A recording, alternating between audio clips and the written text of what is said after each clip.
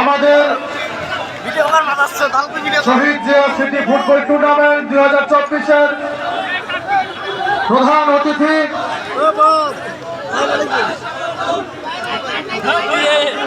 বাংলাদেশের রাজনৈতিক ইতিহাসে একজন পরিচ্ছন্ন রাজনীতিবিদ, বিএনপির সম্মানিত মহাসচিব, আমাদের এই রংপুরের গর্ব, রংপুর বিভাগের কৃতি সন্তান, জনপ্রিয় জননন্দিত জননেতা মির্জা ফখরুল ইসলাম আলমগীর মহোদয় মাঠে প্রবেশ করছেন। মির্জা ফখরুল ইসলাম আলমগীর মহোদয় মাঠে প্রবেশ করছেন। সবাই করতালি দিয়ে অভিনন্দন জানায়।